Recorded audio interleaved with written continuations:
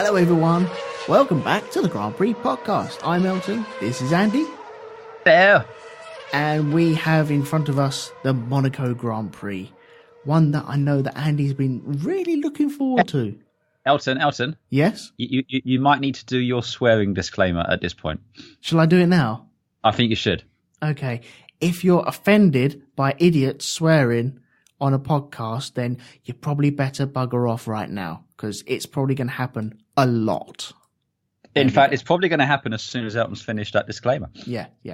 We are just fans of Formula One. We're not doing it for payment. We're doing it for fun. So this is our little sandbox. So, to be fair, though, if they want to pay us, we'll take money. Oh, God, yes. I'll never... We're corporate shills. We will sell out in an instant. I will suckle on that teat anytime. Whenever that teat is exposed to me, I am there. But yeah, if you're offended or if you have little children around you, probably best you get rid of them. Not forever. Well, maybe... not. Yeah, let's rephrase that. Maybe they shouldn't be listening because we don't want to be kind of, party to anything untoward. Yeah, don't sell your kids unless, you can get a good price for them. But, maybe scoot them off into another room or save this for a drive when you're lonesome. So there is your warning. If you pass this warning and you're offended by swears, that's your problem. There we go. Right. Monaco, baby. Fuck that. Oh, come shit. on. No, not come on. Fuck it. Fuck Monaco out there. Fucking ass. It's fucking shit. Fucking hate Monaco. Ugh. Oh, man. You thought Russia was bad. I'd watch Russia over the Monaco fucking Grand Prix. Oh, fucking hate Monaco. Shush. Silence. Otherwise I'll cut you off right now. You honestly... So I was not impressed. I get that you're not impressed, but would you like to refrain that statement then? You'd actually rather watch Russia than the Monaco Grand Prix? I've got a statistic for you for Monaco, right? Yeah. And I don't know what the equivalent one is for Russia, but I'm 90% certain it's not the same. And this is the statistic for the 2017 Monaco Grand Prix. There was one overtake on the track for position.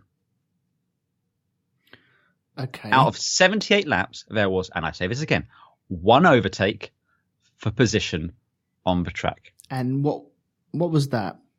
I think it was Perez on Kvyat. And we saw how that went. And Dornberg? Yeah. Oh, Dornberg. Who the bloody hell is Dornberg? I have no idea who Dornberg is. Van Dorn. Perez overtook him and then sent him into the wall. T1. I didn't count that because Perez effectively fucked himself out. Van Dorn effectively took himself out at that point. Okay. But still, I have more fun watching fucking Scale Electrics, to be perfectly honest, on a single track. I get.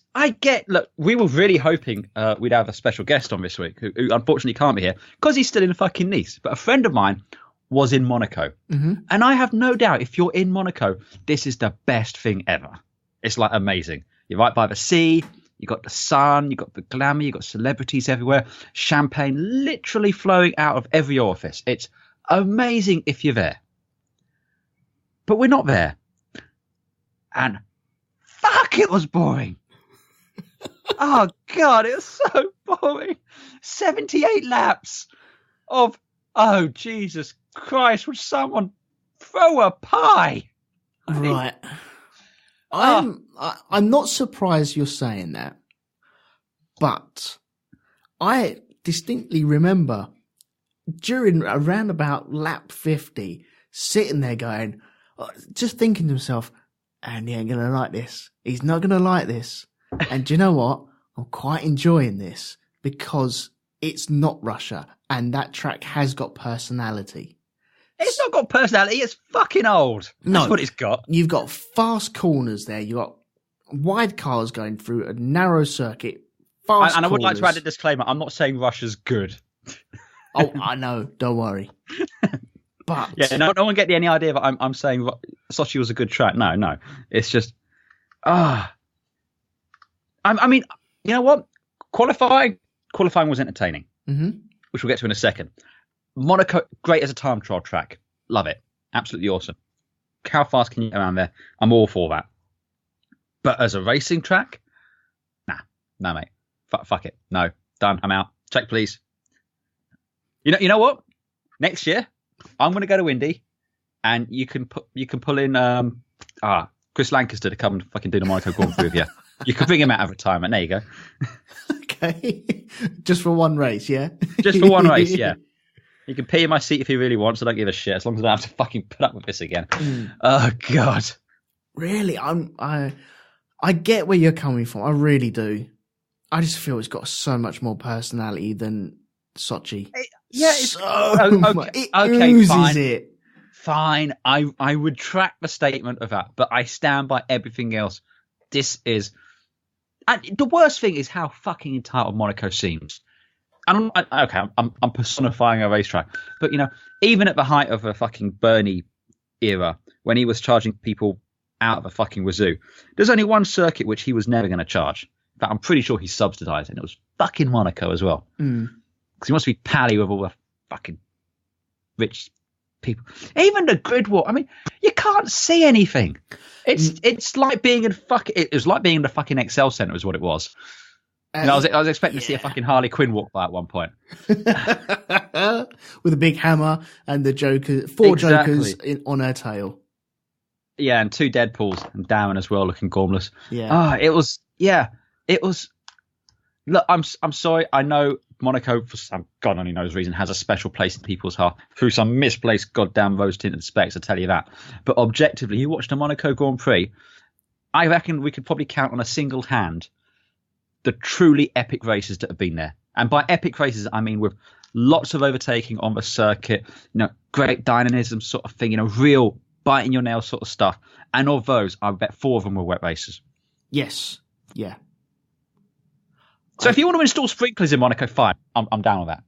That's the problem. With Monaco, it needs to be baking hot, beautiful sunshine, not a cloud in the sky, and it looks great. Or it needs to be wet and lots of reflections, maybe the sun coming in, so you get lots of reflections off of that.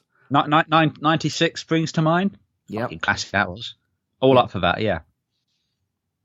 Right. 82 was it?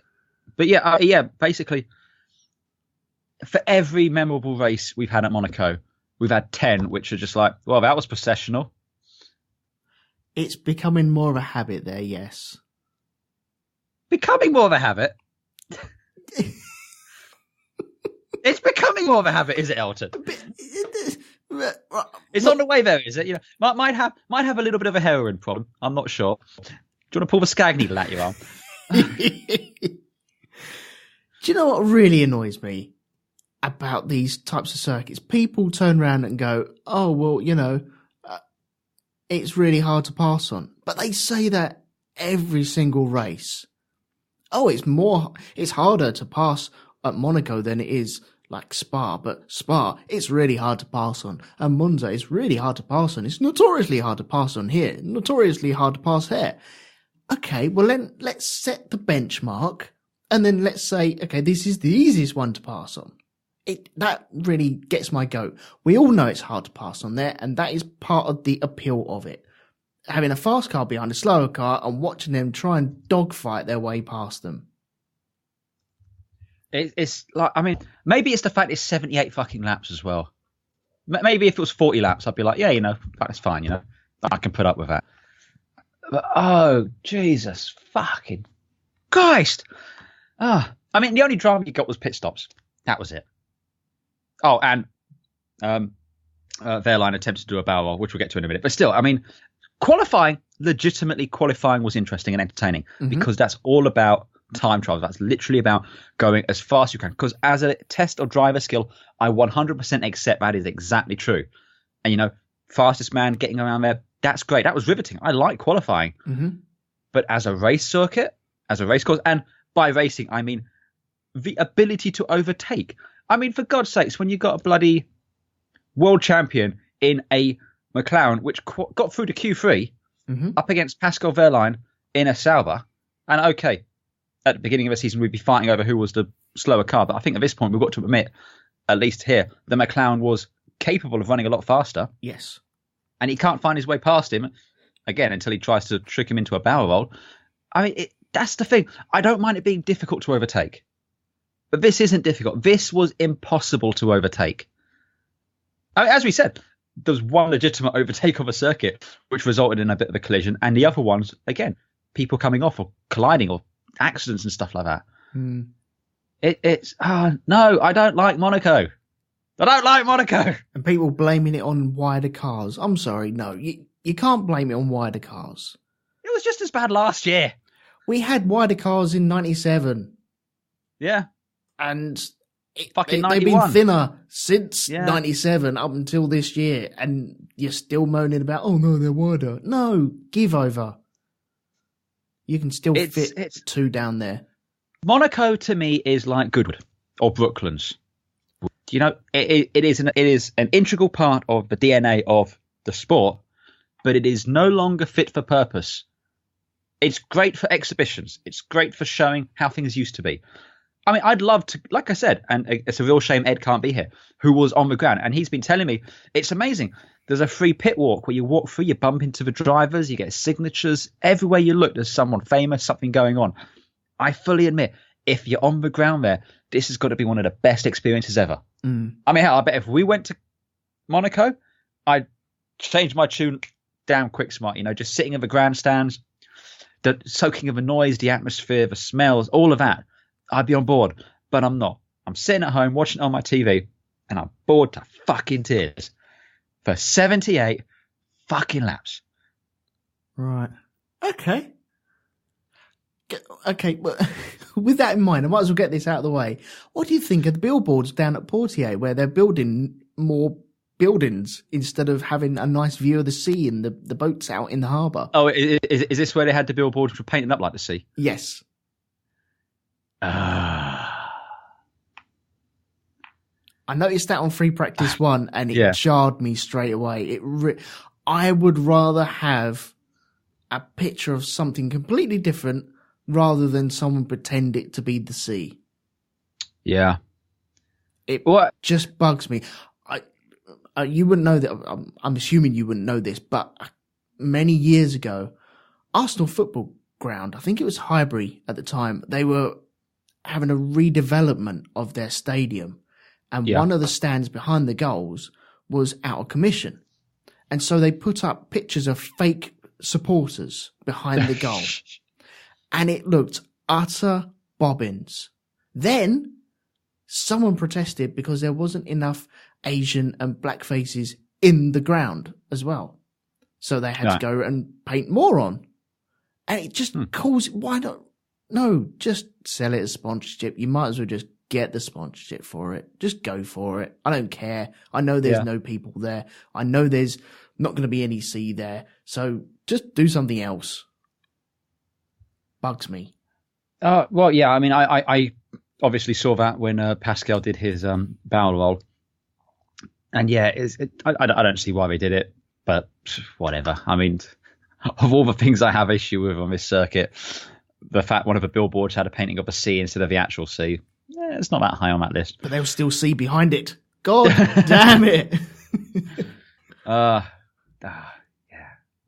Okay, so you're looking forward to this one then, yeah? Oh, yes. Oh yes. Right. I was on the edge of my seat. Right. I personally think you're a little wrong with the race itself. I thought it was quite a good race. And that's not just because of the last 20 or so laps. Are you literally trolling me at this point? No, I'm not. I'm really not. Really not. What universe was this a good race? Okay, let's get into it and then we'll discuss it as we go. Well, hang on. We got a format or something we're supposed to carry out, haven't we? Any matters arising between the last two races? Well, Alonso's chipped off. He's gone. Yeah, Alonso has seen the light and fucked off to IndyCar, where we'll get into it properly next week in our IndyCar special. But I think it's fair to say did all right. Yes, very well indeed. Mm-hmm. That's not giving away anything. Not giving away anything. We're just saying he did all right. Yes. Yes. Haas got a new livery. They did, which apparently is easy to see on the cameras with the numbers and stuff. I don't know. Well, someone clearly just went, do you know what? Our car isn't grey enough. We need some more grey. Yeah. I said this when you reported it, that this had happened, and they'd removed some red and just put more grey on there. I'm like, okay, what are you doing? More grey? What? Oh, I don't get it. I really don't get it. Grey. Just grey. Yeah. Dull, boring, grey. Especially it was somewhat uninspired, it must be said. Yeah, so maybe someone could... Tim Holmes, is it? That does the really good Tim livery? Holmes does amazing liveries. In fact, you know what I'm going to do? I'm going to have a look now and see if he's done a decent Haas one. Of course he has. He's done about 4 or 5 decent Haas ones. I've seen him over the years, and so someone get him on it. Why not? He's very good at that sort of stuff. And that's around about it, really. Oh, Kimmy had a baby as well. Kimmy's wife had a baby as well. I was going to say, if Kimmy had a baby, I think that's definitely worthy of some news. Yes, yeah.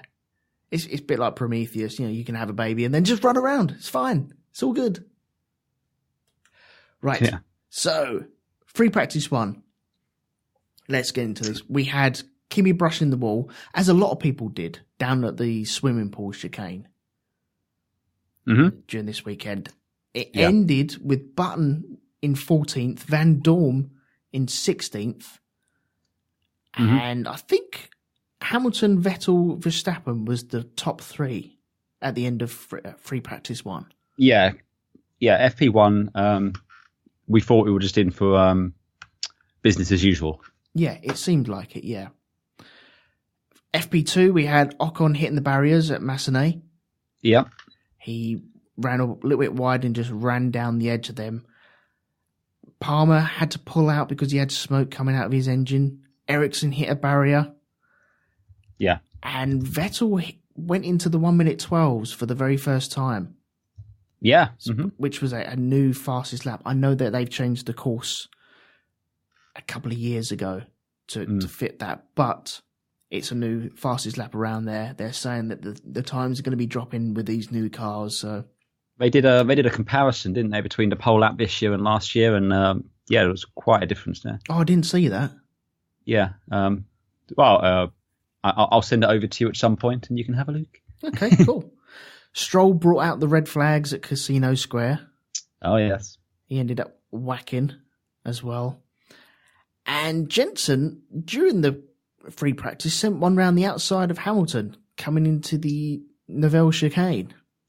Crofty said this at the time, and unfortunately he was right, but that was the best overtaking move of the weekend. Out of the top 5 overtakes of the weekend, it's probably number 2. Sorry, where were the other ones? Well, okay, yeah, we had Kvyat and Perez, which was a half-hearted overtake. Oh, that was some bumper cars there. Yeah. So, yeah, I suppose it was the best and cleanest overtake of the weekend. Yep. Wow. And that's on the Wednesday. Yeah. That's on the Wednesday. On the Wednesday. Bloody hell. Yeah. And by the end of that session... Monaco Grand Prix, ladies and gentlemen. Yeah.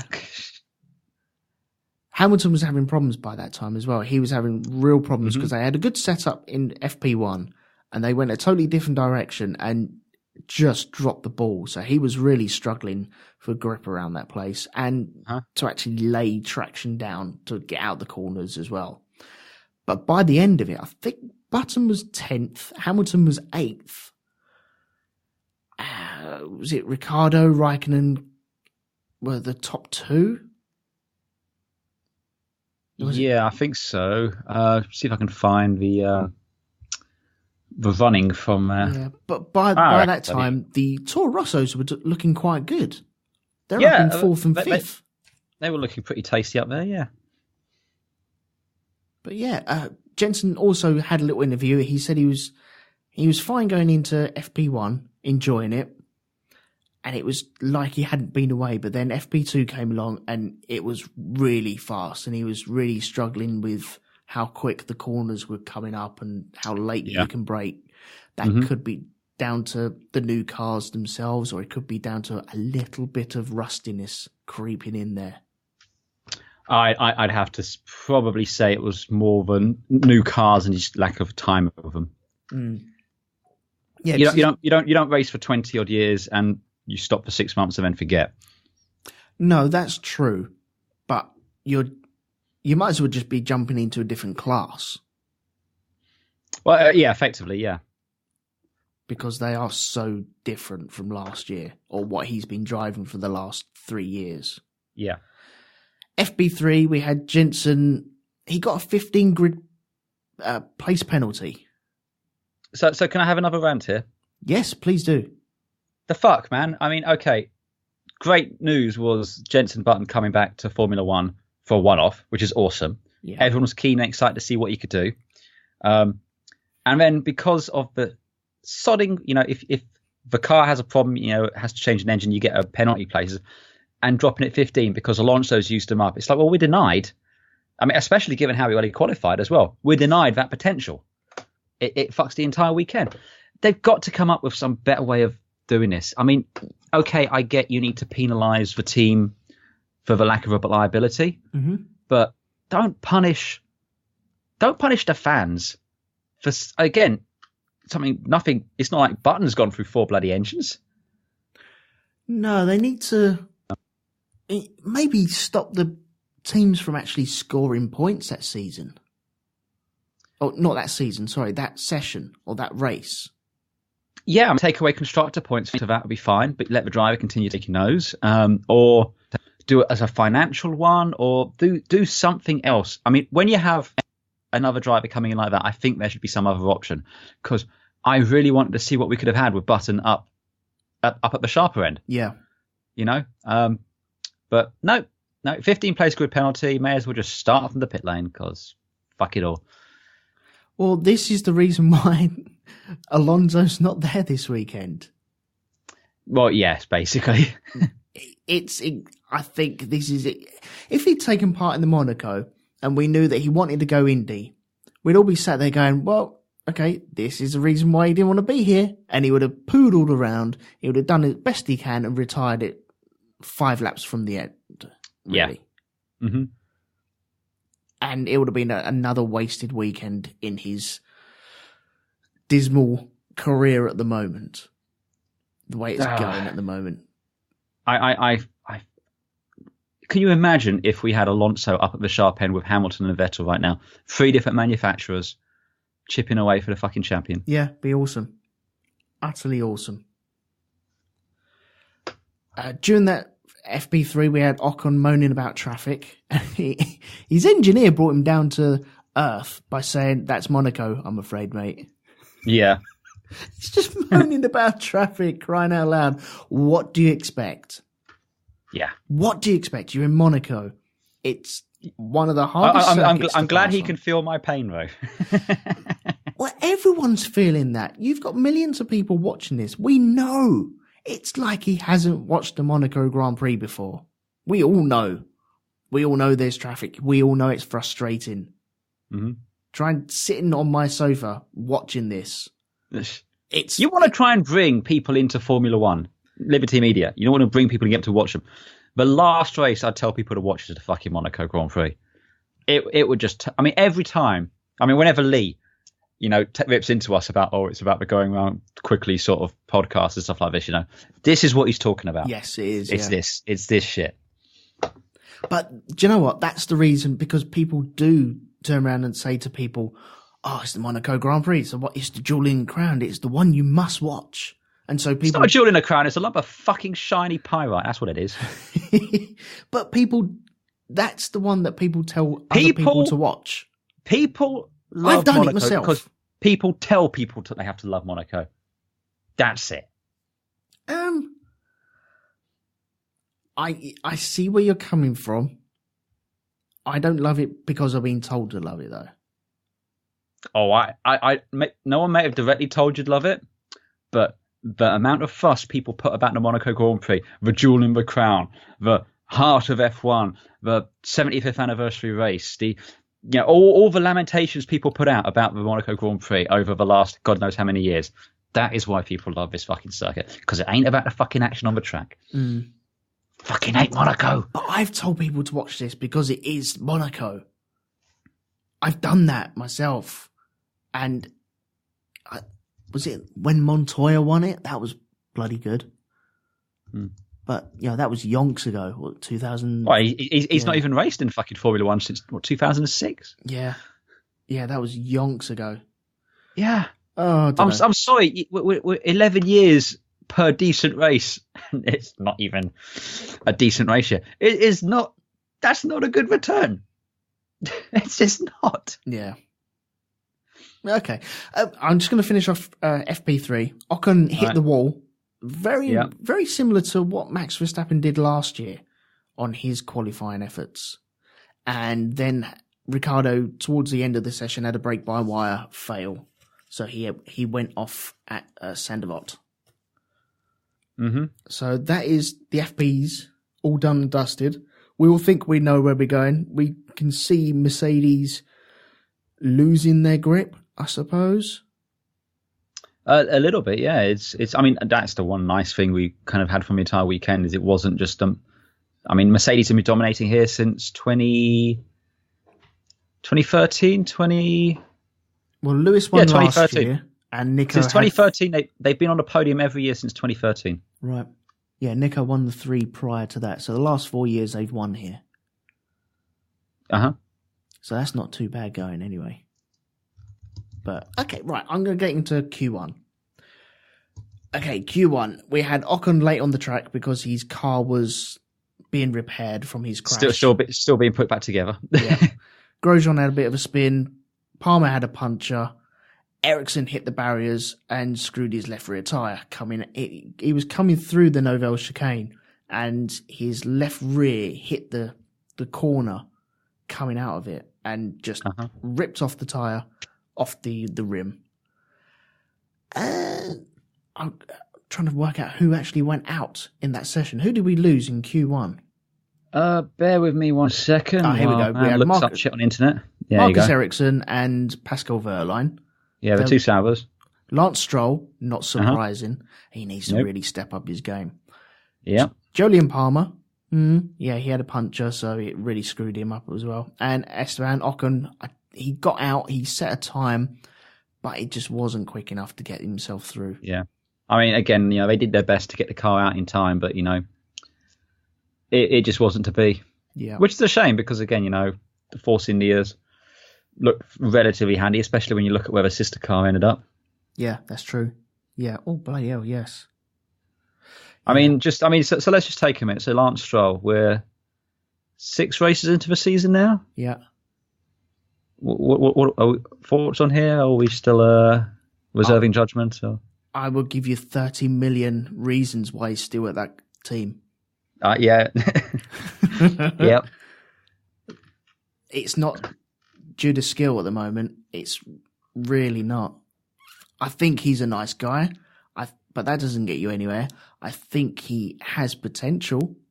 Maybe it's a season too early. Maybe he'll come good next season. But maybe he's a little bit like Grosjean, effectively. Needs to settle in a little bit, maybe. And again, he's got the money, so I think he should be able to do that. Is Massa helping him as much as he could be? Because it was supposed to be Bottas, wasn't it? Massa was supposed to be sat at home eating cupcakes right now. Oh, God, yeah. And it was supposed to be Bottas, it was supposed to be Stroll, and Stroll learned from Bottas. Massa's come in on a 1-year contract, going to be sitting there. Yeah, although rumour has it they're potentially talking to him to stay on again next year. Really? Well, who else are you going to stick in the car? I still reckon Kvyat might be heading there. Possibly, but I mean, again, Massa, Kvyat's turned around this season to an extent, but he's not exactly setting the world on fire, especially not compared to Carlos Sainz. Which is why I think Toro Rosso might ditch him at the end of this season. He'll need a place to go, and Williams would be the perfect place for him to sit down at. Don't know. It might seem as a backward step. Also, is Kvyat too young for Martini? I don't know. No, I don't think so. Because they didn't want two young drivers. You know, that was the talk at the time when Bottas was leaving. Because Martini need someone over 21 or whatever it is to sell their alcohol products. Right. He might be. Not too sure how old he is. Hang on, let me just look that up on the internet as well. But I'm not too sure. I thought he's 23. Okay, well then I should be fine. Born in 94. That's disgusting. That. I refuse to believe it. He's 10. Born in 94. Ugh. I left school in 94, for crying out loud. Shall we see what year Max Verstappen was born in? No, let's not. It was like 2000 and something, isn't it? 1997. That 97. Oh, I'm so old. Oh, it's not good. That's not good at all. Anyway, so Kvyat could go to Williams just based on the sponsorship requirements. So that's all right. Mm-hmm. That's good. Anyway, where were we? Q2. We haven't done Q2. No, we haven't done Q2 yet. Big moment at Massenet. He nearly lost it there, but he gathered his thoughts, grabbed hold of it, but his car just looks so squirmy. I don't know if they said what it was. They said there was a setup problem. They knew what the problem was, but they couldn't change it because of Parc Fermé regulations. Mm-hmm. The car was just a handful all weekend. Well, from when they set out for practice anyway. Well, he was driving around and there was a point where he did turn around and say, something's not right. Can I come back in? Oh, there was that bit when he almost hit the wall and his hand just gives that little kind of shake. Yeah. I did like that, actually. That was very cool. That was very cool. But one person who didn't get away with it was Van Dorn. He ended up crashing. He did. He just got through to Q3, and then he planted it just as Hamilton was making his last hurrah. Well, yeah, Hamilton's engineer came on the radio saying, right, okay, you got one last bite of the cherry. Because he did put a lap in, but it just wasn't fast enough, and he just couldn't hook anything up. Yeah. And once again, it bites someone in the arse when you don't put a good lap in, either early on or just you're in command of the situation. And Hamilton was just clearly not in command of that. And it was almost destined for someone else to put it into the wall so he wouldn't be able to get through. I felt anyway. So Hamilton ended up, where did he end up? 14th qualifying. 14th, yeah. I mean, that was the big shock, really. Yeah, he was nowhere. Absolutely nowhere whatsoever. We had Massa, who's the only person slower than him on a 120. Lewis Hamilton doing a 114 in that session. Everyone else in the 13s and above. So we lost Massa, we lost Hamilton, we lost Magnussen, Hülkenberg and Kvyat. And Kvyat, that was a bit of a surprise because he was doing really well up until that point. I felt he was looking quite tasty. And compared to where the sister Toro Rosso was as well, it maybe should have been in there. But yeah, the McLarens, they both got both McLarens into Q3. Is that the first time? I think it's the first time this season, definitely. Possibly, because I'm pretty sure Alonso and Button got through last year on that occasion. Hülkenberg was a bit of a shock as well. I think everyone thought the Renaults would be doing a bit better. Yeah. Also, it's being just a little mention. The Renaults were being sponsored by Star Wars, celebrating the 40th anniversary. Were they actually sponsored by them? Well, I think they had some logo or something on there somewhere. You had a photo shoot with Stormtrooper and R2-D2 and C-3PO and George Lucas. Oh yeah, wasn't Lucas around there? What? Yeah. Really? Is he still promoting that stuff? He's not getting the penny off of that anymore, is he? Oh, I'm pretty sure he's got some deal where he's getting something or another. He got £4 billion or dollars off of that sale. He can't be getting any more. Disney can't be paying him any more money for that. By the way, didn't he give away $3 billion of that to charities? Possibly. I got no idea. Yeah. Once you get how much money does one man need? Yeah, once you got $1 billion, I think after anything more than that's just ostentatious. Yeah, you don't really need it. You're not going to feel it, are you? Oh no, I've lost another $1 billion. I've still got 3 in my pocket. Oh well, you're not going to notice that. It just surprises me. I think he likes the fast cars because he's been there before. Didn't they sponsor? Was it Return of the Sith? Yeah, I think so. It was the Red Bull, wasn't it? Yeah. Yeah. And the Superman sponsored him one year. Had a cool fight on a coat, on a cape. And he ended up on the podium with that as well. What an idiot. Anyway, so we lost all them cars. We're going to Q3, which was quite quiet, I felt. But there was one man on a massive charge. Oh, God, yeah. And that was Mr. Kimi Räikkönen. That was the Iceman cometh. Yep. So if I'm going to do it, I should do it properly. The Iceman cometh. Nice. He was looking nice to meet hot. He was looking cream out there, as if nothing could touch him. His pole position lap as well, just hooked up absolutely everywhere. If he could get millimeters from absolutely every barrier, he was. Oh, yeah. It was just awesome to watch. And Sebastian Vettel... Because in Q2 we saw the high-speed shot where Stoffel Vandoorne hit the barrier. And then we saw Kimi do it, and they're like, "Oh, is he going to hit the barrier?" And it's like, "No, no, it was not enough space to slip a sheet of paper between them." But he got it nailed perfectly. Yeah, it was just precision perfect, wasn't it? It was almost surgical the way that he drove it. And you see that right there. That is what Monaco is good for. Yeah, that there, Kimi Räikkönen. That is how it is best used. It is a test of driver skill and a time trial, getting around there as quick as possible, literally kissing those barriers, millimeter perfection. That is what Monaco is great at. Right. I'm just going to put this forward now. Right.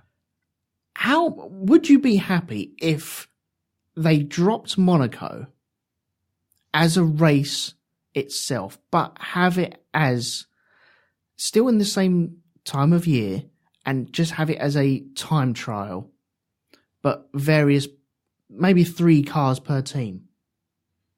Yeah. And then I'd be fine. I tell you what, I'd be fine if they treated Monaco kind of like they treat the Indy 500.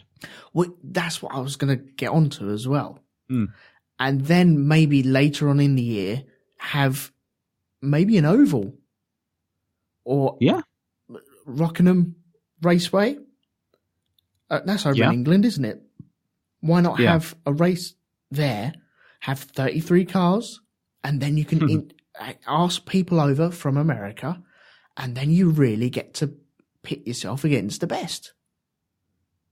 And they won't be scoring for championship position, but Liberty Media will be able to do their little thing, tickle everyone's balls, and get the promotion going. Cross-promotion. So potentially. You'd be inviting rally people over and motorcyclists over to have a go at the Formula One cars on the trial circuit around Monaco. Full weekend, be an utter blast, I'd say.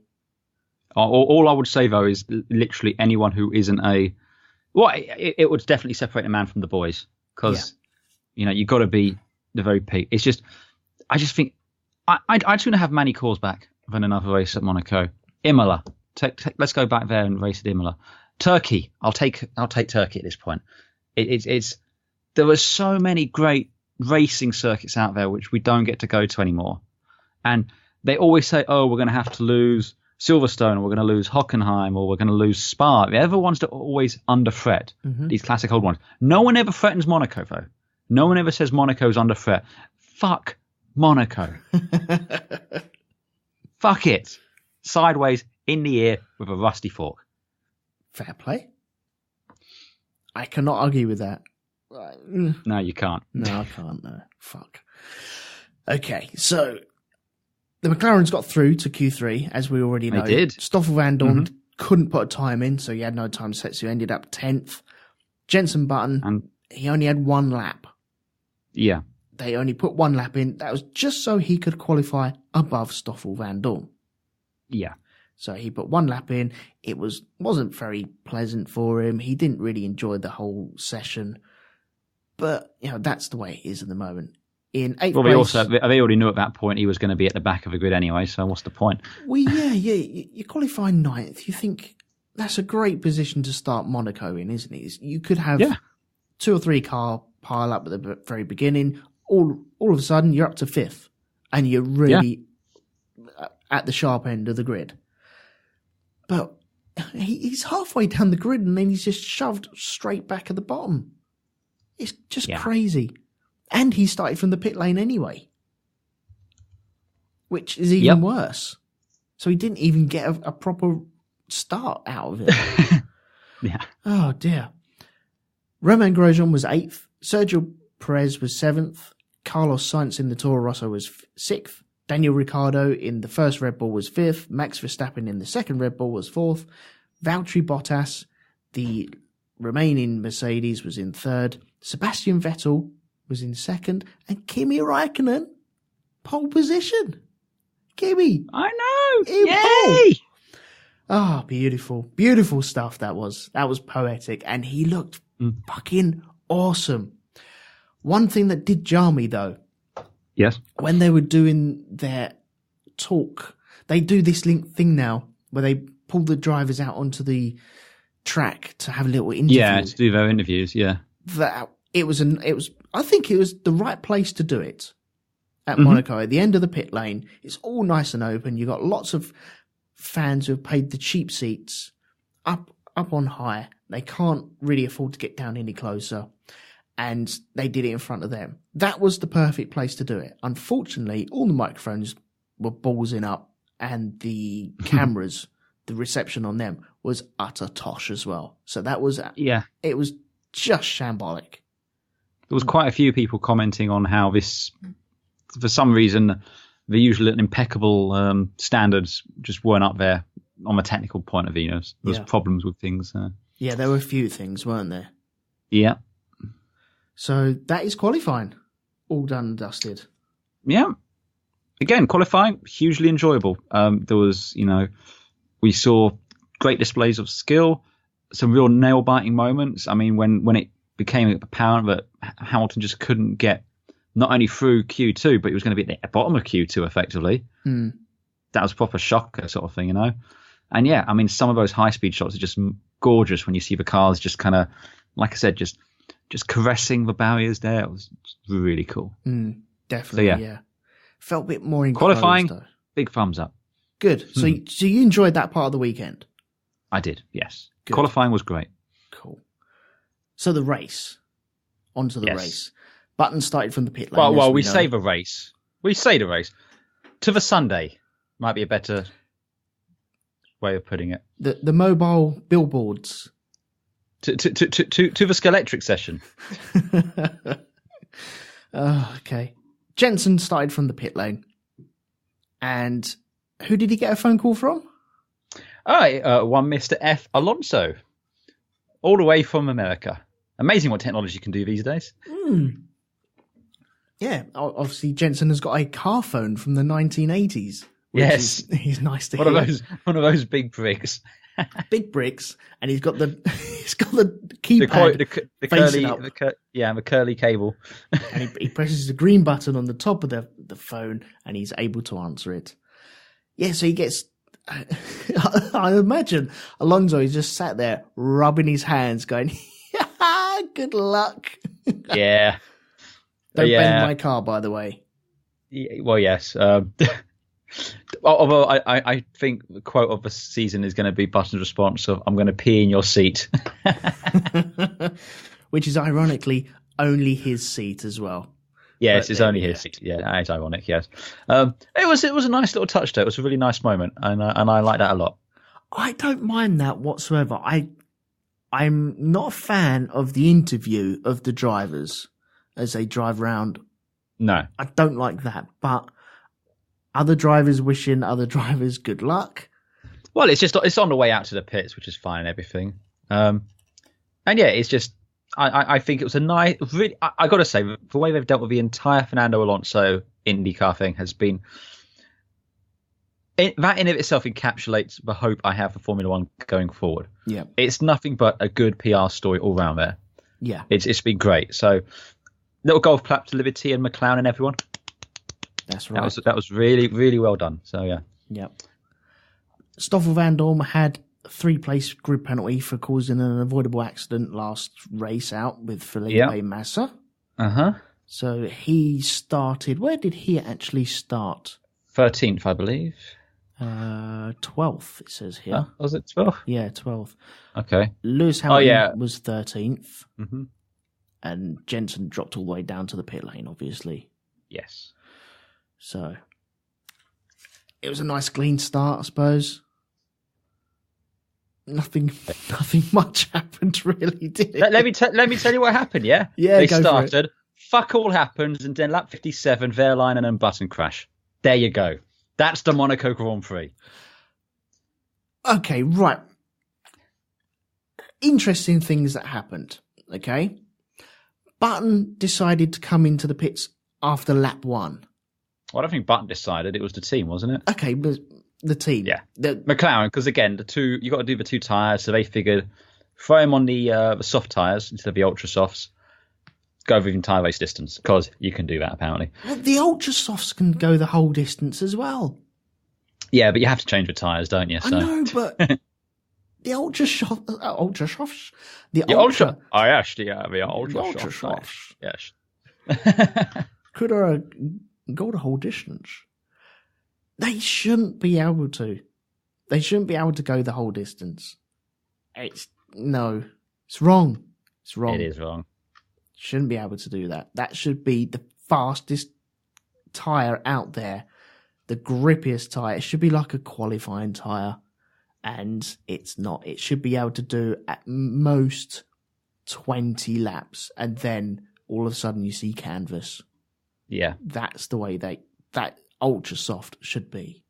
Mm-hmm. Sorry, that's just my opinion anyway. No, I'm with you on that. It's bad labelling. Yeah. Bad descriptions. But Button/McLaren decided, let's get this tyre change swapped over as soon as we can. And I think, starting from the pit lane, he's got nothing to lose by doing this, by swapping it over. Then if he can go through the rest of the race on the softs or the super softs, then anyone stopping in front of him, he should be able to pick off. Not saying he's going to win, but he should be able to pick off. And the downside to that is Pascal Wehrlein did exactly the same thing. Yep. And that's where I feel the race was decided. You mean fucked? Well, it was the cork in the bottle. Yeah. This was the metaphorical cork in this race. It was. And so that was all set at the very beginning. Just while the Ferraris were pulling away. And the Ferraris looked good as well. Oh, yeah. Ferraris were properly handy. Yeah. Both of them, but yeah. Well, Kimi looked really good in the first stint anyway. Uh-huh. I felt. And I think he had the legs on Vettel. And I'm sure we're going to be getting into this very, very soon anyway. Yes. Because, well, nothing really much happens. We might as well just talk about his pit stops now. Well, hang about. So lap 15, Hulkenberg, gearbox went. So yes. Yep. Hulkenberg's out. So there you go. Lap 15 before after that first lap pit stop, lap 15 before anything of note happens. Perez had a new wing as well. Perez had a new wing put on, yeah. And Hamilton got into the points around about that sort of time as well. Yeah. But again, all of that was literally just off of the first lap, kind of what you can make or lose there. Yeah, I mean, basically into the first lot of pits, was it Bottas and Verstappen pitted first? It was, yeah. Yeah. So they pitted first, and then Kimi was brought in, the thought being floated being that they wanted to cover off against the undercut. Yeah. However, the perceived wisdom around the paddock had been that actually the overcut is what you want, because these tyres take a little bit longer to bring up to temperature. I think Ferrari were one of the only teams that didn't really have much problem bringing them up to temperature. Mm-hmm. Definitely the Mercedes needed an extra lap to bring these up. Yeah. But yeah, you're right. But the Ferraris were generally handy. But basically, what we're dancing around here is the question has been floated, denied strenuously by Ferrari, but no one believes them anyway, is that they engineered it to get Kimi out of the way to allow Vettel to take the lead in a somewhat more dignified manner than Fernando is faster than you, or pull over Rubens, Michael needs to win, or any of the other shit they pulled in the past where they put their number one driver in front of the other one. Yeah. Ferrari have history. They have a bit of form here, it must be said. Although, under previous regimes, we don't know if that's going to be the same here with Riva Bene, but of course it is. But yes, so someone had a face like a glacier after the race. Yes, even more than normal as well. Oh, yes. Let's just say at one point I thought he was going to install ice crystals into a power pack and begin a life of crime. Freezing the principality in order to steal diamonds. Yeah. So, okay, what we're skirting around here is Raikkonen was brought in to cover off the early pit stops from Bottas and Verstappen. Yes. Vettel stayed out for a number of laps. Yeah. Put in some pretty reasonable lap times in that time as well. So did Ricciardo as well. Yes. And Raikkonen got held up a little bit. A very tiny bit. I certainly don't think he was held up in any way to affect what happened next. I just think it was a case of it just took a little bit longer for the tyres to go up. Whereas, okay, he might not have been going quite as fast as he had been at the beginning when he came in, but I just think that was just a phase the tyres were going through. Right. Okay. So after Vettel comes in for his stop, and lo and behold, comes out in front of Kimi Raikkonen. Oh, yes. But also, Daniel Ricciardo had jumped Max Verstappen and Bottas. Oh, yes. As well. So, you had Kimi Raikkonen going, oh, okay, there's a red car in front of me. What the hell? But then we didn't hear any radio from him at all. You also had Max Verstappen. I'm sure there was none of the radio was usable.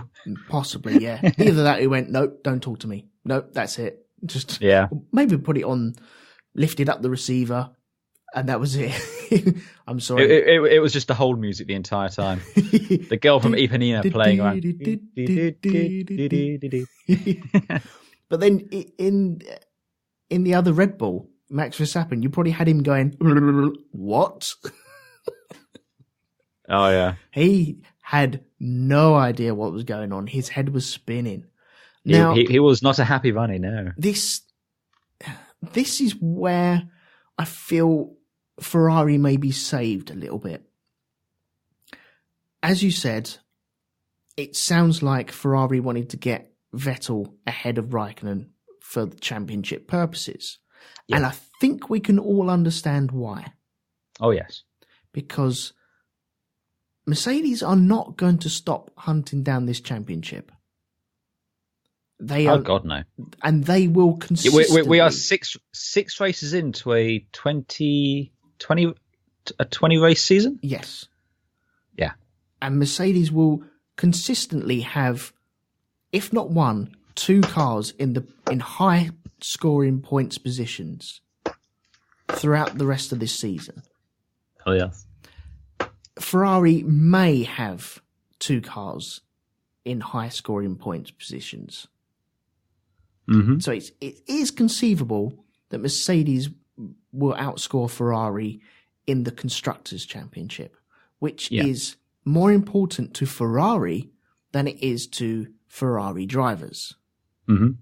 So I can understand it from that point of view if they wanted to switch and just keep their lead driver with the most points, just so they can collect all these points anyway. Yeah. They got the 1-2, so for the drivers stand-in, they want their driver to win the championship as well. It can only sell more Ferraris on the Monday. Yeah. Them winning. Where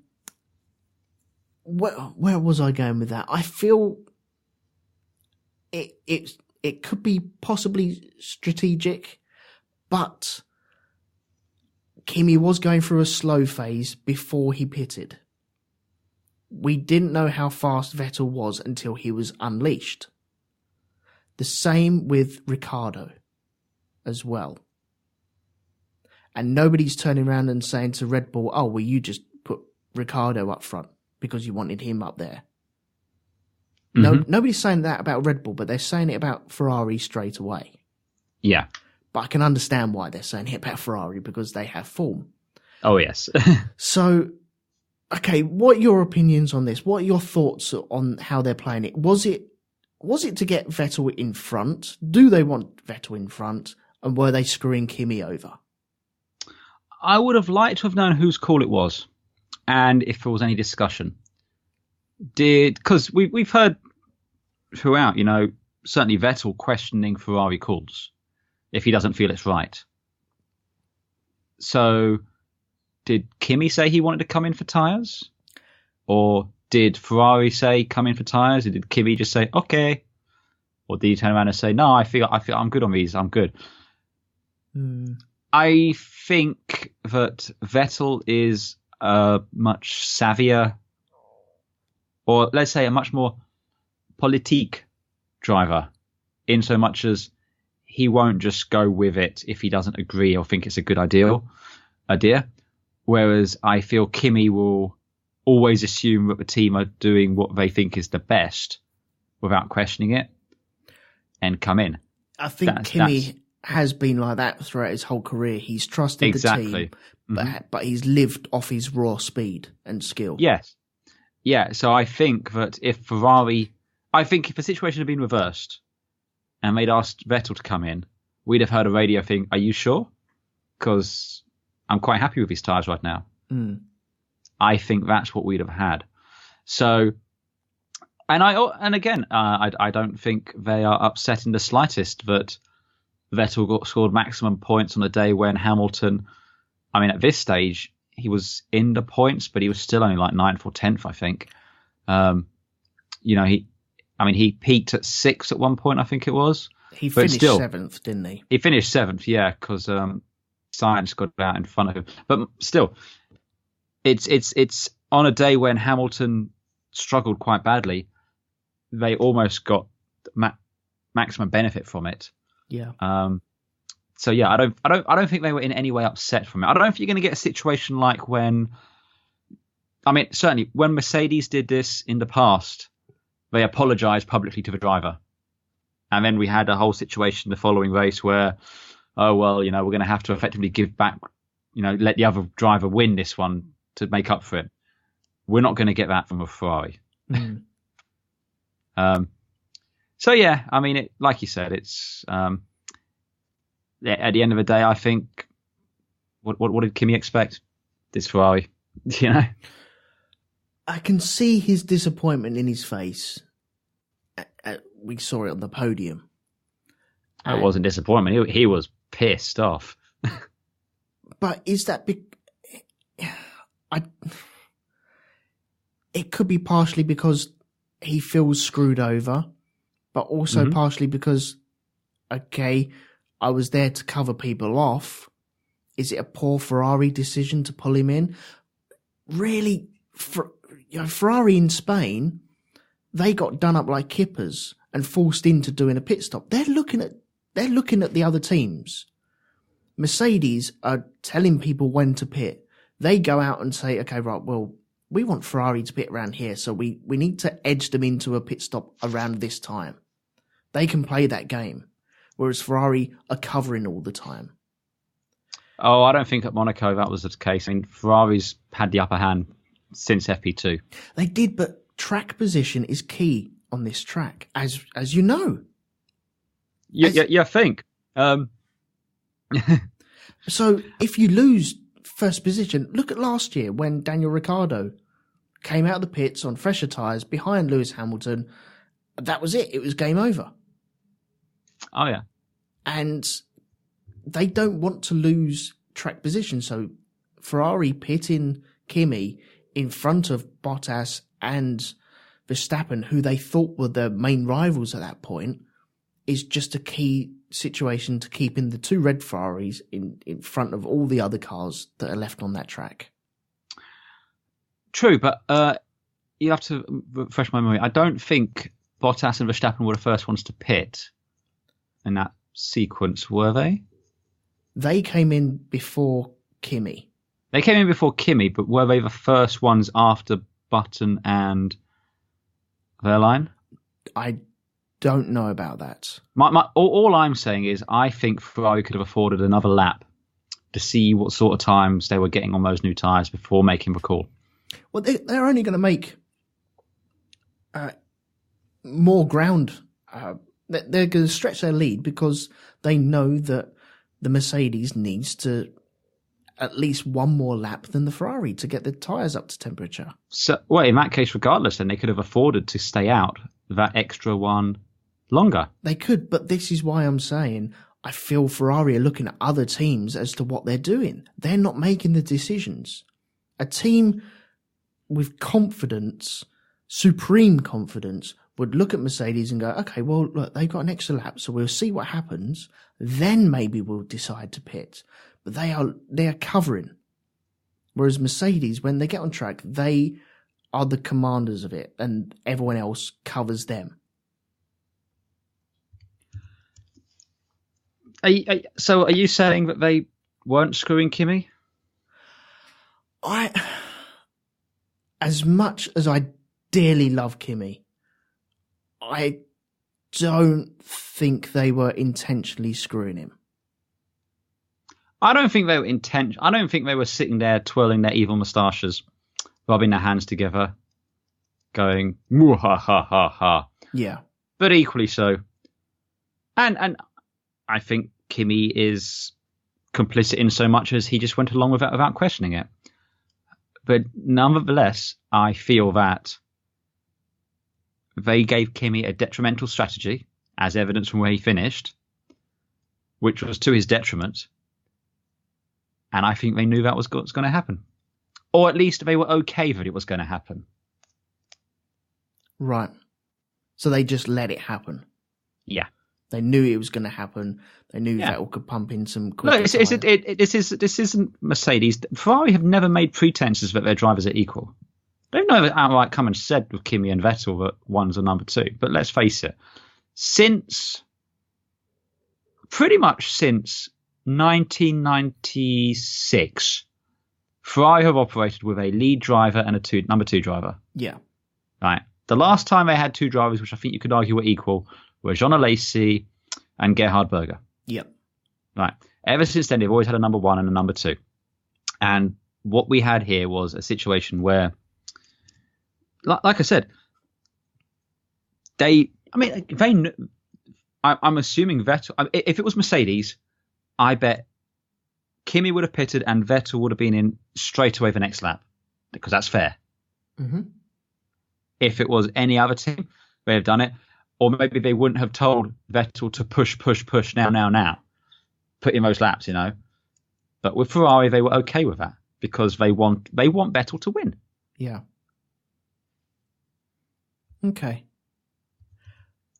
Well, yeah, he's the lead driver, and you make hay while the sun shines as well, don't you? Exactly, because hell, if he wins the championship by I don't know how many points he got extra here. It's 18 for second, 25 for first. Yeah, that's right. Yeah. So if he wins the championship or loses the championship by anything more than 7 points, yeah. This is where it happened. This is where the championship was won and lost. Yeah. And if they hadn't done it, we'd be sitting here. Well, we were sitting in our armchairs back in November saying, "Oh well, they should have done it in Monaco." Yep. Yeah. Because as much as we both love Kimi, and okay, it's only 6 races into the season, but do either of us honestly think he's going to win the championship this year? Oh, Kimi Räikkönen? No, he's not. No, he's not. Kimi's star is in the twilight at this point. Yeah. He's like Button was. It literally is. He had a great run, and he's still got speed. On a good day, Kimi's got speed, and he still brings in the points. But Kimi isn't hungry anymore. Yeah, I just feel as soon as it happened, it was all of the media. Doesn't matter what channel you look at. It was okay. Ferrari are screwing us over, and I still feel that there is some legitimate question to be asked that maybe it was just them covering, and so they're not as entirely to blame as what everyone else thinks. Mm-hmm. And that is coming from a staunch Kimi supporter as well. Yeah. Yeah, I flipping love that dude, and I want him to win every single race. I would dearly love him to win a couple of races this season. Me too. But 100%. But I know where Ferrari. I know what their ultimate goal is. They want the drivers and constructors wrapped up as soon as they can, or as quickly as they can. And I feel this, once again, nobody's asking that question about Red Bull. That's what annoys me. But because it's Ferrari, they're going to question Ferrari. But I think Horner came out and said, well, we told our drivers, if we pit you one lap after each other, one might get the run of the green, the other one more than likely won't get the run of the green. Mm-hmm. And that's what's going to happen. Yeah. And that's what happened to Ferrari. One will get the run of the green, one won't get the run of the green. And I just feel Ferrari have gone away from this circuit with a 1-2. They've got maximum points. Brilliant. It just so happens that Sebastian Vettel won it as well. Yeah. So, okay. So, yeah, okay, but we've had Vettel overcut, which I don't like the saying, but anyway. No, it's a shitty term. But, yeah, Vettel has won the race at this point. Yeah. Toward lap 54, it was Bottas radioed about a possible raised manhole cover, or he got a phone call about a raised manhole cover, which turned out to be the exit of T1, the track breaking up. So in addition to it just being a shitty race full stop, now a shitty circuit as well. Yeah, well, is this the 1970s? Tracks breaking up. Wasn't it last year we had that drain cover flew up? Yes, it took out Button's wing. Yeah, in the practice, wasn't it? Yeah, but this was further down the hill. This was further down. This was literally bringing up some of the tarmac, wasn't it? Mm-hmm. Yeah, it was breaking away, and it was responsible for at least one, maybe two cars going off at the first corner as well. Yeah. So we had that sort of situation coming around. We had Ricciardo catching up on Kimi as well. And then we had, as you said, the barrel roll incident. Yes. So, do you want to talk us through this barrel roll incident that we had? Well, Button decided to have a cheeky, basically after, 56 laps stuck behind Pascal Wehrlein, in which time he'd had the opportunity to pit again and catch him back up again. Uh-huh. Because fucking Monaco. Anyway, he's back on the back of his Sauber, and he decides to make a lunge just before the tunnel. And I don't really know what Jensen was thinking at that point, but just collided with Wehrlein and sent him into your billboard. Yeah. Why did Jensen do that? Is this clear frustration? I think, I don't know if it was frustration because, again, we can say about Jensen being rusty and all that, but, he's a driver of, what was 2000 his first race? So 17 years experience in Formula One. He is not going to make a sudden lunge down there unless he thinks he can get away with it. So I have to imagine he's been studying for the last 56 laps. Yep. And he thinks there's an opportunity here. He's probably, again, we haven't really seen anything, but I would have thought he'd been eyeing it up, thinking he's going to have a shot here and figured he could have a go. But for whatever reason, it didn't work. They collided. And it sent Wehrlein up on his side and sent Button to a tire at the other end of the tunnel with a broken wishbone, steering arm gone. And yeah, it was kind of scary at first because Wehrlein's car was up against the barriers, 90 degrees. And, we couldn't see any movement on anything and we hadn't seen the crash. And they never usually show you the crash if it's a really bad one because, so everyone's like, oh my God, what's going to happen? Safety car came out. And we start going around. Then we hear on the radio, Wehrlein's fine. So that's all great. And then they spent, 4 or 5 laps behind a safety car? Yeah, easily. Yeah, while they basically just got Wehrlein's car down and got him out. Because obviously the big concern was, he already had a injury from the Race of Champions. Everyone was a bit worried about being exacerbated. I haven't heard if he's been given the all clear for the next race, but I think he should be fine. I haven't heard anything yet. I know that he went for a scan later that day, though. Yeah. So it'd be interesting. I think it'll be midweek before we find out exactly what's going on anyway. Yeah. But, at the end of the day, it looked worse than it was just because of the way the car ended up sitting. Yeah, it wasn't pretty, was it? No. But yeah, there you go, ladies and gentlemen. That was your excitement from the Monaco Grand Prix. Yeah. Did you all enjoy it? Well, can I just talk about that very briefly? Of course. Like you say, Jensen had an extra pit stop and sat behind Wehrlein. And he'd obviously been studying what's going on. Maybe Wehrlein had been charging on the way down to Portier. He comes out of Mirabeau and on the way down to Portier, he's charging his batteries. The red light's flashing. And so maybe he's looking for that. Maybe he knows that, okay, well, I won't charge down there. He's charging. He's coasting down there. He's saving fuel. I can duck down the inside. By the time I get to the apex, my wheels will be alongside him. He'll have to back out of it. That's the only thing I can think of. And maybe he'd done that 40-odd laps, and then the 41st lap, he'd done it, and he decided just to put his foot down a little bit more, and he didn't quite get alongside. Jensen thought he could get alongside before the apex, and just didn't make it. He said he tried to back out of it as well.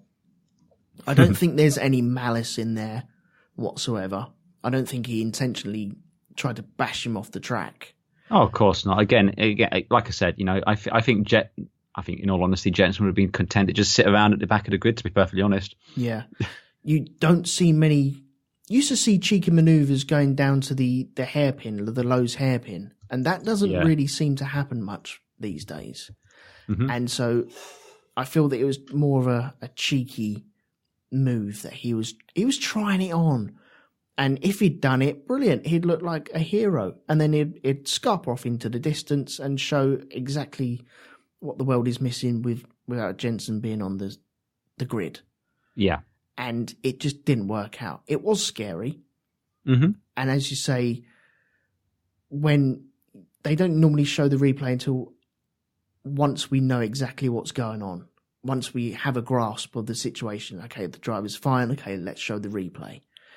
And the one thing that did worry me about it was you had cars still going round, yellow flag, double wave yellows going on there.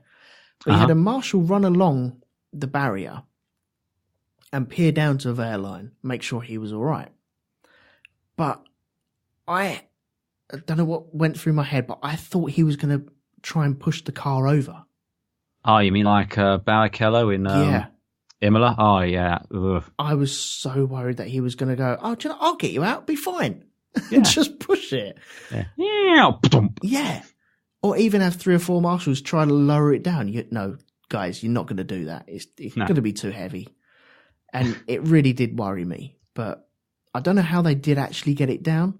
I'd like to see a video of them resting it on the floor. But well, my mate Ed was at that grandstand. So when we speak to him, we can find out exactly what happened. Oh, nice. Okay, good. Yeah, it'd be interesting to find out how they did actually get that car down.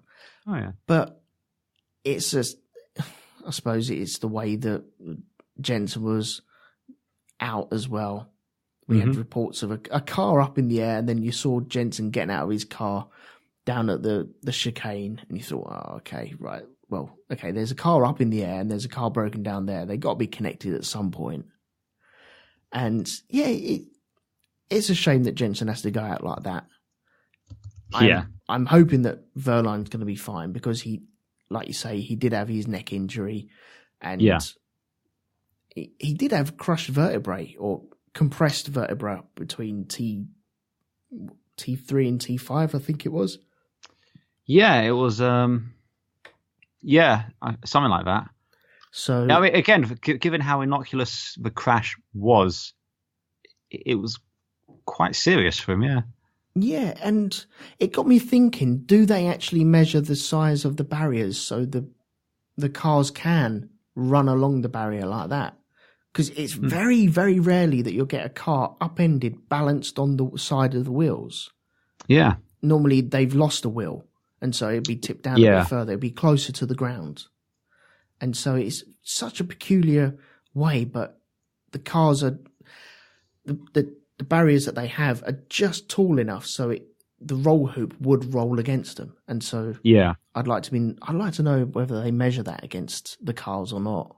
That'd be interesting, yeah. Yeah, but yeah, that was a highlight of the race. But that meant the safety car came out, yay, and bunched everyone up. Now, a peculiar thing happened. As we know, the safety car comes out.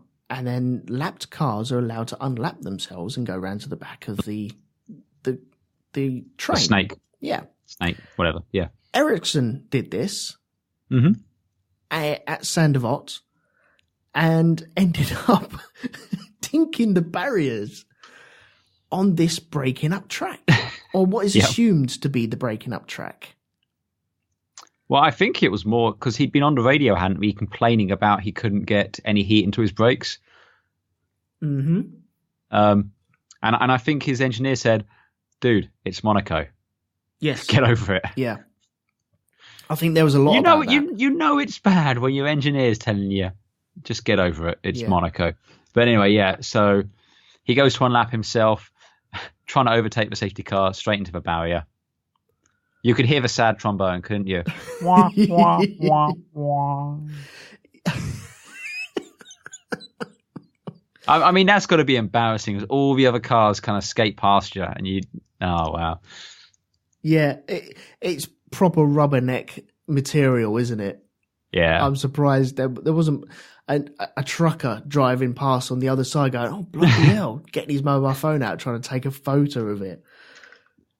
Yeah, so he ended up out the race. On the restart, though, we had incidents on the restart. We did. So we had the remaining McLaren was running into points, potentially their first points of the season. He was in 10th, wasn't he? He was in 10th. Yes, it was like yes, finally Stoffel Van Dorn's going to get on the map, get some points, and no. So how did he end up in the barrier then? Well, I believe it was Perez. Was he was trying to pass Perez, or Perez was trying to pass him? I'm not sure who was doing. I think it was Perez was trying to go down the inside of him. Was trying to go down the inside, yeah, and effectively led him straight to the barrier. I don't even think Stoffel even tried to make the corner. Well, to give Ericsson and Van Dorn a little back door to get out of this thing, this is the corner where the track was breaking up. Yes, but it wasn't. The accidents were happening before the corner. Well, it was kind of off the apex that they were losing it. Well, I think it was a combination of marbles, cold tyres, and brakes from the restart. Yeah. And just a bit of bad luck. I mean, again, I'm just trying to throw him a bone. That's all I'm trying to do. You don't have to do that. Not on my account, anyway. I mean, look, like I said, the one thing Monaco has going for it is, as a test of driver skill, I'm all for that. And that's what it is. You know, you've got to thread the eye of a needle at 200 miles an hour. Yeah. So in that respect, that's fine. And I respect it as that test of skill. I just think it fails fundamentally as a race. Yeah. But yeah, anyway, so yeah, there's Stoffel out. Ricciardo hit the barrier as well. Oh, he didn't hit it. He kissed it. He kissed it, yes. He kissed the barrier. Square on with his tyre. Was lucky to walk away with it, but he did. And yeah, again, carried on. Now he was fine. Lance Stroll had was it lap 71. He had a mechanical failure. His engine pressure apparently. Oh, okay, yep. So Lance Stroll was out. So that's 6 races in and still no points. Yep. Which is a shame, especially when you consider where the sister Williams has been. You know, Massa, Mr. I'm retiring. I'm supposed to be eating cupcakes. Still doing all right. Yeah, collecting points as well. Yeah. What else do we have? And then we had Perez and Kvyat going at it. Rather the one legitimate overtake, rather clumsy, it must be said. But yeah, I wouldn't even call that a legitimate overtake. Well, then there was none. Okay, no overtakes. Yeah, he clumped the side of him. Once again, it was just frustration, I feel, and a bit of clumsiness from Perez. And yeah, he clumped the side of Kvyat's Toro Rosso, who was doing quite well to be where he was. Yeah. And yeah, he was out. He had critical collision damage, it's classed as. Collision damage. His car was fucked, basically. Yeah. And Perez had to go from being in the points to doing another pit stop. And didn't he have... they were warning him about overheating? And he was... No, it was before Kvyat. They were warning him about overheating. And he's like, well, you either pit me for safety reasons or who cares if my engine blows up? Is that what he said? Yeah. Flip it now. And I was going to say, bearing in mind you've only got 4 engines to last the season, I'm pretty sure they care about if their engine blows up or not. Of course they do, yeah. You're the one who's going to be moaning when they break down and you miss out on that scoring points opportunity. Mm-hmm. Gee, I didn't know that. There was a situation which possibly caused the Kvyat-Perez crash. Mm-hmm. It could be related to what you've just said. The engineers of Perez were asking him to change about 4 or 5 settings going into one of the corners. Yeah. And it could be a lack of concentration and frustration. And he ended up on the radio saying, well, I crashed because, you were asking me to change about 7 different things on my steering wheel. Yeah. Well, that comes back to what we were saying last year about these cars being too complicated to drive. Yeah. Yeah. So Kvyat went out from that. Yeah. And that was it, wasn't it? That was it. Vettel never really was troubled at the front. Mm-hmm. Kimi had the legs on Ricciardo. Ricciardo had the legs on Bottas. And Bottas had the legs on Verstappen, didn't he? Yeah. And that was your top 5. That was it. So that was it. Go on then, run down the top 10 if you don't mind. Okay, the top 10. Well, I'll tell you what, since we only actually had 12 finishers, I'll do the full I'll do all the finishers. Okay. So at 13, unlucky for some, was Sergio Perez. At 12, Esteban Ocon in the Force India. At 11, Jolyon Palmer, still shit, in the Renault. At 10, Kevin Magnussen in the Haas with 1 point. In at 9, Felipe Massa, he should be eating cupcakes in his Williams with 2 points. At 8, a quiet race, but he got some points and didn't complain about his brakes. It's Roman Grosjean in the Haas. At 7, a nice bit of damage limitation. It's Lewis Hamilton with his Mercedes scoring 6 points. Very nice as well. Well, when you're saying 6 points is nice, that kind of tells you how bad your weekend's been. Well, his engineers predicted that he'd... It says something that we haven't spoken about him at all. Yeah. It was limitation, and his engineers turned around and said, well, okay, if you get a point, bonus. Yeah. At 6, Carlos Sainz in the Toro Rosso. At 5, Max Verstappen wasn't a happy bunny in the Red Bull. At 4, Vitaly Bottas in the Mercedes. Or Valtteri Bottas. Valtteri? There you go, Valtteri Bottas. At 3, Danny Ricciardo. I cannot say names anymore. Daniel Ricciardo in the Red Bull was 3rd. At 2 was Kimi Raikkonen. And number 1 was Sebastian Vettel. 25 of your Earth points. Nice. Okay, so little notes after the race. Sergio Perez received a 10-second penalty for causing a collision. Yep. So that went on to his time. What else do we have? Jenson Button. Jenson Button, he started from the pit lane. Jenson Button was given a 3-place penalty. So the next race he partakes in? Yes, which he won't. Also, 2 points on his license, but that only lasts for the season. So, yeah. Okay. Button is quite adamant this is his last race, which I'm not entirely sure how it works, since he is a contracted reserve driver. So, should something happen to one of the other two? He's the only one contracted for next year as well. He does have a contract for next year, yes. Yeah. But I believe the option is on his side. Oh, no, they both have the option. So he has the option to decline it, I think. Yeah. Anyway. Pascal Wehrlein had a 5-second penalty for an unsafe release, which we've already talked about earlier.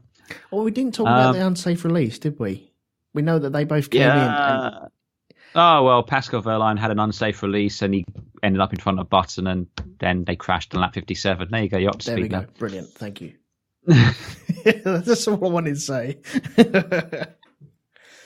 Okay, you do the drivers, I'll do the constructors. Do you want to go through the top 5 drivers? Okay, there's no changes in position, but at 5 is Daniel Ricciardo with 52 points.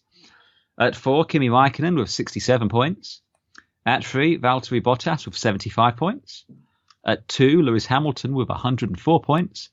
And at 1, Sebastian Vettel leading the championship with 129 points. Nice. Which, if my maths isn't completely fucked, he's only just under a race win away from Hamilton. Yes, that's correct.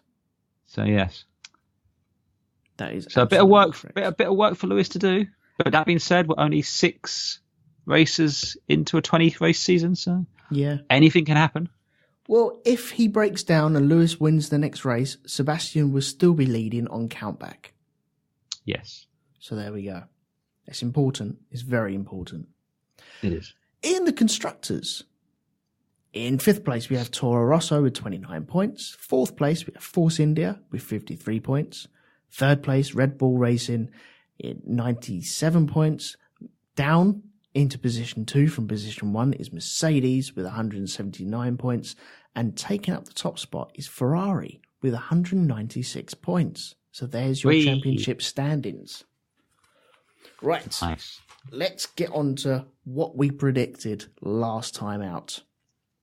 Are you ready, sir? Oh, yes. Yes, let's do this. Do the thing. Do you remember what you did? Or shall I remind you?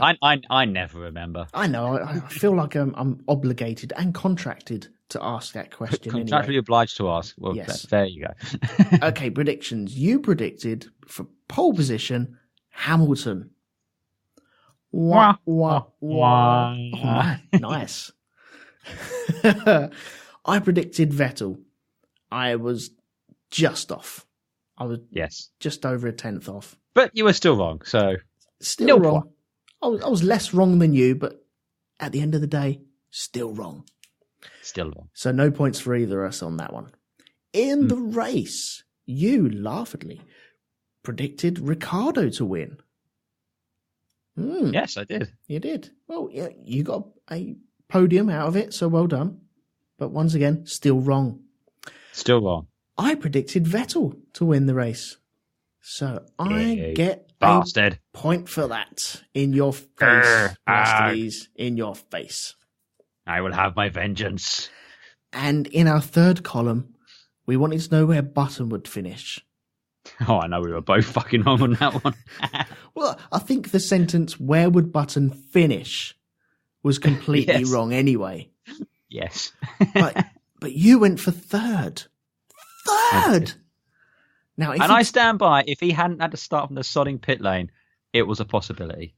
I think it would have been a possibility getting up there. If he'd started from 9th, where he qualified, then yes, I think he could have been up there somewhere. But he didn't. So there we go. He didn't, no. I predicted he would finish in 10th. And we were both wrong on that, so that's really null and void anyway. Yes. Which is a shame. So I end up with another point, so that's another point on my tally, which I'm quite happy about. Yeah. Okay, so the next race that we have, before we get on to our final thoughts of this race. Next race is Canada in 2 weeks' time. Canadian, yeah. I dearly love Canada. Oh, yes. I really do like this circuit, although I think the last couple of seasons it has been a bit dull. The last couple haven't been great, but the one was it 2012 when it rained? The Jensen one. The Jensen one. That's one of my all-time favourite races, that one was. Yes. I fucking love that one. Yep. I have that race on DVD in my collection. That was a quality fucking race. But no, I really love the Canadian Grand Prix. The Wall of Champions. Good times. Yep. Okay. Right. So predictions for pole position. I'll let you go first. Would you like some stats from previous ones? If you got some, then yeah. I've got some. So the 2016 race, pole position was Lewis Hamilton. Mm-hmm. The podium was Lewis Hamilton from Vettel from Bottas. And the fastest lap was Nico Rosberg. Just to give you some larger context, the most wins here was Michael Schumacher with 7. Yep. Then Hamilton with 5. Then Nelson Piquet with 3. And then a load of other people have only had 2. As far as constructor wins, Ferrari and McLaren have 13 wins apiece. 7 to Williams, 4 to Brabham, and then a load of people have 2. Can't be bothered going into. Cool. So there you go. Okay, so what are your predictions for pole position? Well, I went first last time, so I think it's only fair you go first this time. Yeah? Are you sure? Yeah. Yeah. Ooh, okay, so if it's... it can be a funny track. Oh, yes. It's a lot of accelerating and braking. It's one of the hardest on the brakes in the season. We've literally had cars with the brakes and wheel hubs on fire, haven't we? Yes, many times. Lots of brake failures. And my heart says Ferrari. Mm-hmm. I'm going to go with Lewis for the pole position. Yeah, I think he's going to be absolutely steaming from Monaco. He's going to really want to turn it on. And, it's good for the championship as well. Yes. So, who are you going to go for pole position? I'm going to go for... I'm going to go with Bottas. Oh, okay. Any reasons why, or just because you chose Lewis? Ah, okay, fair play. Well, I'll tell you what, I'll let you have the race result. Who do you want to... No. I went first last time. It's your turn this time. Yeah? Yeah. Okay, I'm going Vettel. You're going Vettel for the win? Yeah. No, I'll take Lewis for the win. You're going for Hamilton for the win. Yeah. Okay, that's fair enough. I can see Mercedes being better, but I really think it depends on the weather. Well, I mean, it's not necessarily reliable, but I'm looking at the long-term forecast for Montreal at the minute, and they're predicting showers in the morning. Showers, eh? In the morning. Really? Okay, so it's going to be cooler.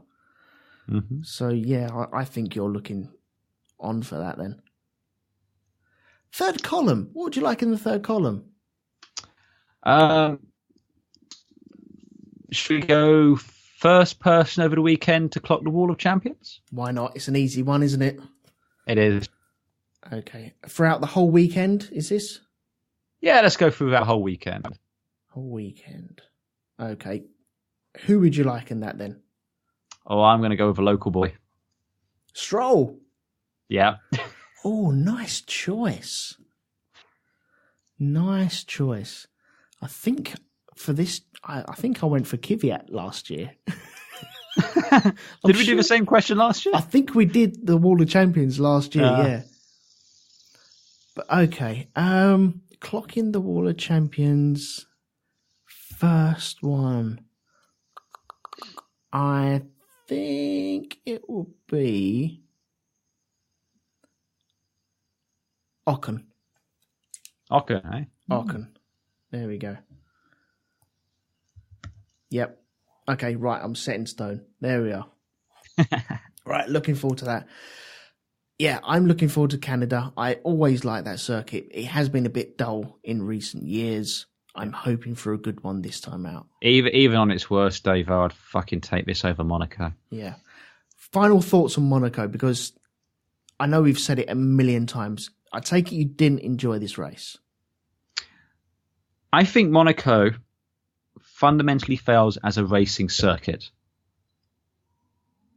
If it's not the fault with the track, then it's the fault with the cars. But the fact we do get good racing on other tracks tells me the problem is with the track here. Mm-hmm. I think Formula One as a whole is in love with the idea of Monaco. And I fully admit, if you're there on the ground, it's probably the best party to be at in terms of the paddock itself.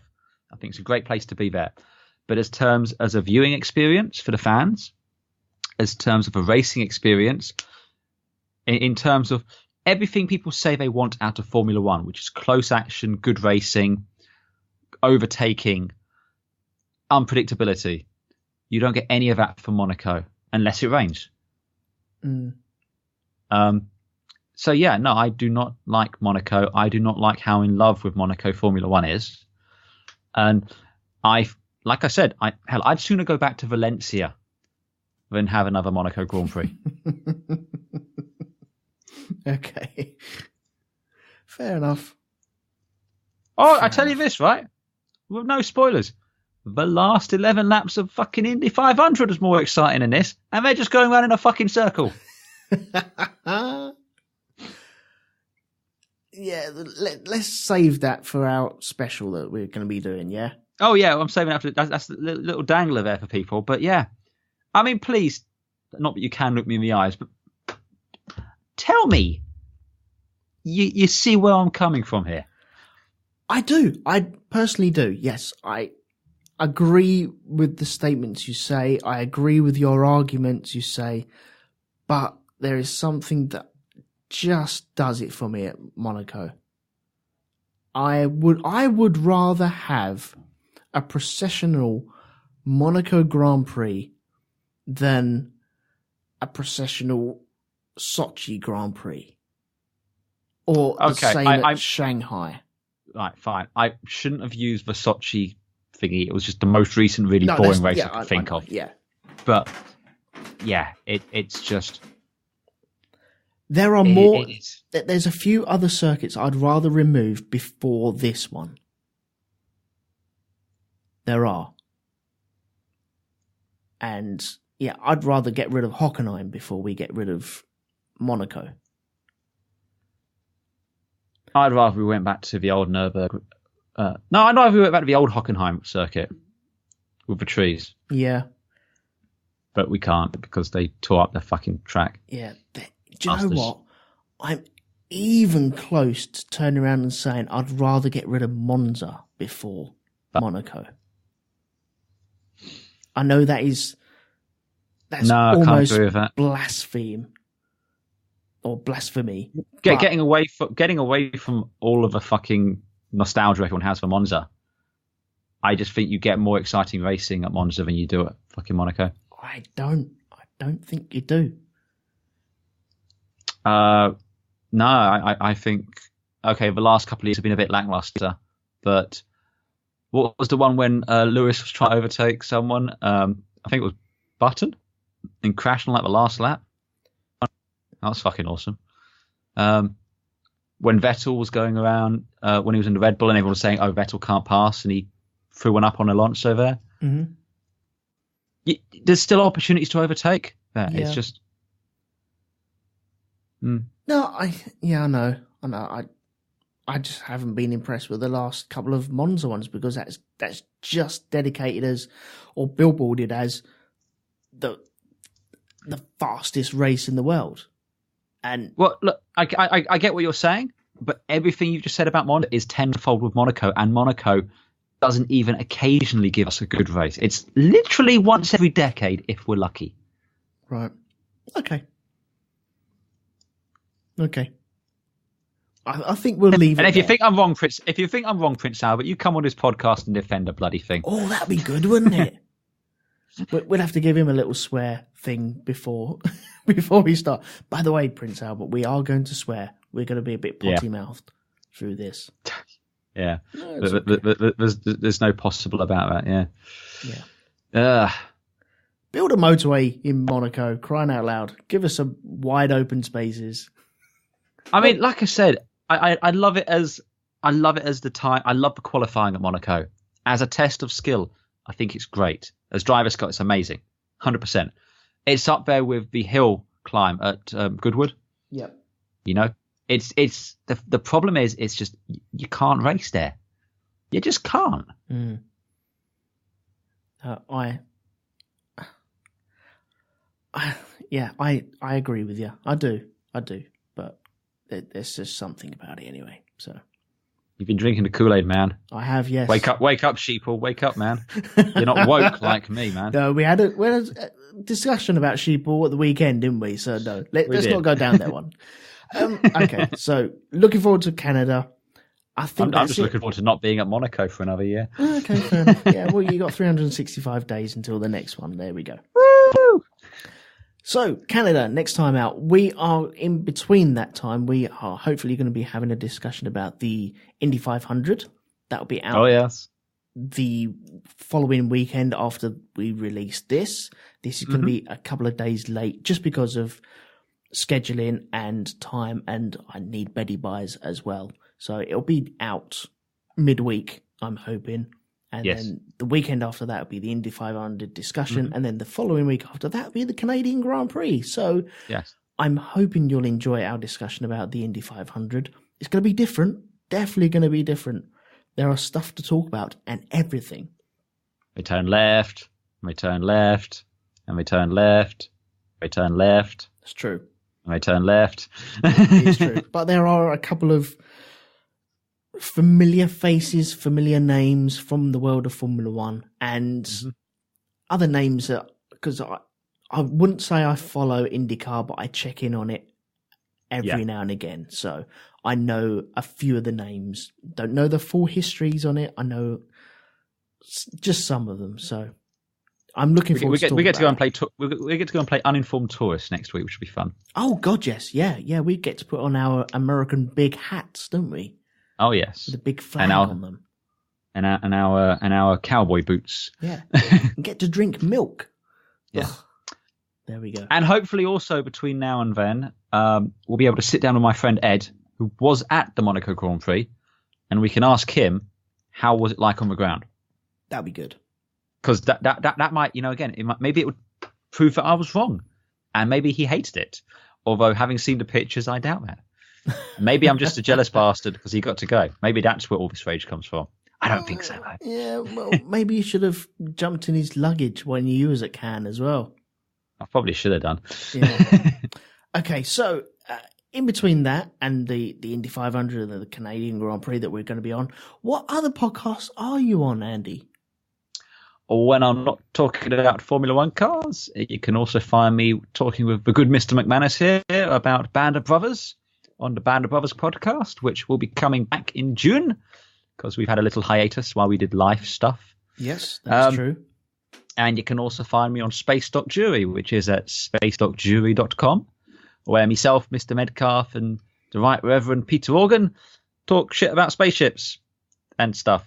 Sweet. That's related to spaceships. A lot. Yeah, and it's like Top Gear, but with spaceships. I need to get some feedback in for your feedback episode as well. Is it going to be about correct pronunciation of the executor? It may be. Yeah, the executor. Yeah, looking forward to that. And awesome. Certain other things. I wrote down some bits as well that I need to do. So I have stuff ready for you anyway. So. We look forward to it. Good. You can catch me on the Black Dog Podcast, which is at blackdogpodcast.com. There we talk about films. This week's film is The Spy Who Loved Me, because Mr. Roger Moore passed away last week. So we're covering that one. And you can also catch me on Shonkylab, which is at shonkylab.com or RogueTwoMedia.com. And I'm coming back in June as well because of life and stuff like that. So I'll be coming back with some live episodes on that. And normally I just get a load of my friends and we talk rubbish about a certain subject. So please pop along there and help us out and give it a listen. And if you do use the iTunes, then please pop along and give us a little review on the iTunes for this as well. Only 5 stars are allowed. Anything less, I'm afraid you're not allowed to listen to. So there we go. It'll send me after you. That's right. You don't want that. With your proton pack. So until next time that we see you, thank you very much. I'll be Elton, this has been Andy, and we'll see you next time. Bye-bye. Back in Monaco.